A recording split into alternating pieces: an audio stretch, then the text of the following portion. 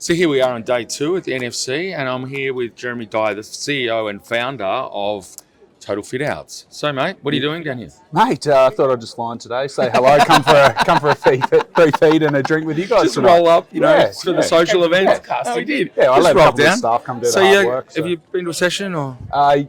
Yes. No. This one, yeah. I So, saved no? the best for last. No, you've good. Yep, coming on for drinks, fantastic. Yes. You've sent the team down here. Have they learned anything? They have. I hear they've had a great night. They had a bit of fun last night. Yep. So you get a win, which is great. Yes, thank you. Yeah, almost as good as seeing the Brizzy Lions get up. But, not quite. Yeah. So tell us. So for Carlo here, tell us a little bit about the business. Yeah, cool. We started Total Fitouts about 2013, end of 2013, so just over 10 years ago. Went to market in 2014. We're a shop fitter. We work across Australia and New Zealand. Got about 32 offices and growing on a pretty good, strong growth path at the moment. And we build everything from retail, hospital, medical, office, anything you can think of that's inside, commercial, we build. Okay, so it's not just shop fit outs, it's commercial a lot. Yeah, Okay. correct. Yeah. And 32 franchises. Yeah, correct. Cool. Yeah. Okay. And what makes a great franchisee? Is it a ex-builder tradie? Mate, it's actually a bit of a mix. As much as we would like to pinpoint, particular skill sets or what it be, the biggest thing that we find creates a great, successful franchisees is two things: people that are willing to learn and listen, and people that are driven. Really, you can give someone the tools to do a job, and if you don't do anything with the tools, well, you're going to do a terrible job. So we've found quite a mix of people that have come from project management, from resi building, even outside of construction, and partner with someone in construction, have all become great franchise partners. But really, it comes down to the individual themselves. We actually use the testing. It's Oracle profiling. Yeah, Oracle profiling. Yeah, we use that now, which has been great, and it's really helped us sort of narrow down what that pool looks like. Yeah, so looking at the high performers in your network and comparing the prospects with the high performers is really good. What about growth plans, mate? So obviously, the economy has a big say. If the people are growing, other franchise systems are growing, or they're not growing, it's hard for you to grow. But what's the plans for growth? So it's actually been really good. COVID posed a challenge for construction, full stop, across the country or across the world. I think it's probably one of the most challenging industries to be in, because you're dealing with obviously both constraints of getting product and also dealing with staff and labour. That has got better, to say the least. It's really started to flow through nicely. We finished the year pretty strong last year. We did start of last year was pretty bloody scary. That was the one where you're going, oh shit. But the start of this year, it's been our biggest month on month. We've had our biggest months this year. Our biggest year so far. It's great news. It's looking like it's going to be And where's that coming from? What's that growth coming from? So interestingly, we're quite spread. So right across Australia and New Zealand, obviously. The biggest performers actually this year, which is we've seen a big dip in the last couple of years, has actually been New South Wales. So a lot of work done in New South Wales. And is it more retail? Is it corporate fit outs? Which one? Yeah, so a lot of hospitality. Hospitality. About 25% of our work's been hospitality. A lot of restaurants, coffee shops, everywhere. Offices, a lot of office, or what we call commercial. That's coming back. Retail's probably died off a fair bit. But I think we'll see signs of that. It's just going to be different. Smaller spaces, nicer spaces. So and tell me, with the national sort of businesses that you win, how do you successfully share that across your franchises in Australia? Yeah, so we use. It's always an interesting problem with franchising. It is. As it we is. know. Look, and it's an ongoing challenge. It is an ongoing challenge. That's my client. Yeah, and look, it starts obviously with the agreements which BDC have done, that we're very exclusively clear that it's actually a Total Fitouts client for starters. Often they come through us as an opportunity anyway. We set up brand ambassadors in each state for a brand, so that brand can actually work with one franchise partner exclusively across the state. And they represent the franchisees in that state. Yeah, correct. That's really and smart. So then they will do the majority of the work. If they need more help, they can then pass on to another franchise, which then they will, mentor them to be able to do the work effectively. I think that word ambassador is underused in the business world. It's a great, strong word. Yeah, it really is. Really but like I said, it's a continuing challenge. We've found, a lot of our work is done heavily in design. So we've put a big focus on managing the design process, putting on interior designers within each business.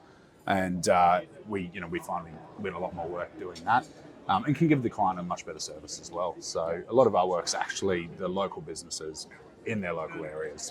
So we just diving a little bit deeper into the growth plans, though. Yeah. So New Zealand, Australia, is there other international goals, or are there, Yes. Yes. Yeah. So we've set a date. So July 2026 is the latest point in which we'll jump into the UK. UK? So, yes. Why UK? UK, look, it's the most like Australia and New Zealand in terms of work, in terms of the way the fit-out process works, very similar. We have a lot of POMs in our business as well, so we've been able to learn a lot about it. It's also easier for me to jump in. I'm a British citizen as well. I've got a passport. So I'll do the hard slog of going over there for a couple of years and leading. What about supply of all the materials you need? Is it as easy getting there as it is here? Just as easy. Yeah, do you get them? Probably easier. Do you get them local, or are you out of China, or no? All local. Local. Yeah, so great. and when we say local, a lot of our suppliers would likely get it out of China. Of course. We are in the process at the moment of exploring that option. Great. And you'll be able to do the same when you're in UK, I'm guessing. Correct. Yeah. So anything we should be able to achieve from there, we'll be able to take across to any country. Yeah. And your business partners have got businesses in the US and Canada, and did they say maybe the UK would be a bit easier for you? Yeah, well, they asked, and so why are we doing that? Not jumping into, say, America straight away. Yeah. My business partners own a company called GJ Gardner Homes. They're obviously quite a large franchise firm in construction. And the biggest thing for me jumping into America was franchise code's different in a number of different states, right? So you're playing with that. Construction code's completely different right across many states. Yes, huge population, and yes, we will get across there. I think from a ease perspective, for us being able to cover a greater area, particularly when it comes to corporate clients, that we could service them across the UK in a much smaller geographical area with less franchise. The franchise compliance, the act, is that, what's it like compared to Australia? Yeah, look, we're actually only in the early stages of working through that. You'd know a bit about it, Bruce. But yeah, Bruce, tell me. It's actually from free advice. It's interesting. You're on the clock. And 6 minutes. quick. Bloody lawyers. No, it is interesting. We've had actually a couple of people from the UK on the podcast that are here, and the UK market is a lot less sophisticated, as you probably established in the franchise world. Yep. Obviously, the US is the home of franchising. Australia and New Zealand, the most franchised countries, and so it's interesting as an opportunity. There's not that many UK businesses that have come this way, or Australians. Well, it's a long bloody way. Yeah, you just had a lovely small market. You just had a lovely holiday over in Europe and hanging out there. Yes, so we're back there in January. Yeah, so got to see a bit of Europe, and how was that? Yeah, it was fantastic. So we had a good time there, but we are going back in January. We're going to spend a month effectively market research over there, planning for this expansion in 2026. So No, so do you think you'll have to move there to make this successful? Yeah, definitely. Okay, yeah. And that's your plan, I'm guessing. It is, yeah. And look, I've seen, and I think anyone will tell you this, whether it's franchising or any business, without somebody there really driving it, the business tends to...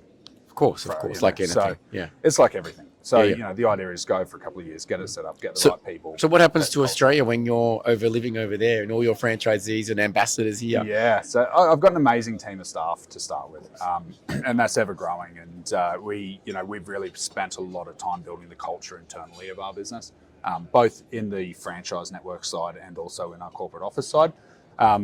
The idea will be to hopefully take a franchise partner from here as well over with us to help carry. For me, it's really important to carry that culture wherever we go, whether it be in our office or whatnot. So the idea will take some of our team over and then, expand our team here and obviously be back and forth. So, yeah. On that long plane trip. No, it's only 24 hours. And Loz, and your partner's happy with the plans to head overseas? Yeah, she is. Yeah. Look, she's like, it's cold over here. It's cold over there. It is. Coming from Brisbane, Sunshine Coast, and Brisbane. Took a bit of convincing. But no, she's very excited for it as well. So it'll be, new challenge, and you can go to Paris for the weekend. Tell her. Exactly. That's the big sell. New handbag every weekend. I'll leave that one out. We won't let her watch this podcast. No, that's right. This is not allowed for long.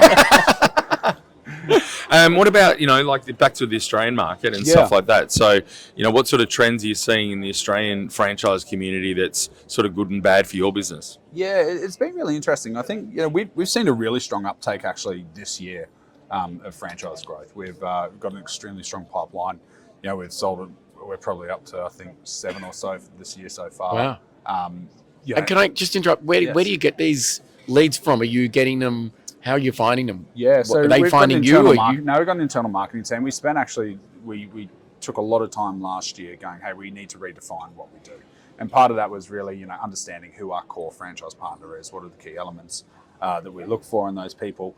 Is there two different types of franchise partners? And that we did that with a bit of the testing, the Oracle testing as well.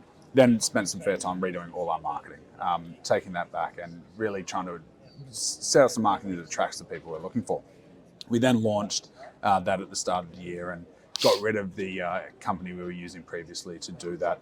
It was kind of a no name, no face. Sure. Spooky marketer. Better to do it yourself, huh? Better to do it ourselves. And we've always had a good in-house franchise development manager. He's brilliant, or growth manager, and he effectively just said, all right, you turn the tap on, I'll deal with it. And it's been a phenomenal, influx of leads. Yeah. Start of the year. And I think that's, partially to play with. In challenging times, franchising generally does well because people are going, I want a level of security. And, we can bring that to them as well. Of course. And they want community to do it with, because business is a lonely journey if you're not with a bit of a team or a family. So there you go. Now, I think we're up for time. Bruce has always got the ultimate question at the end of every podcast he wants to know. So in Australia, who do you follow? What footy team? Oh, Brisbane Lions. Brisbane Lions.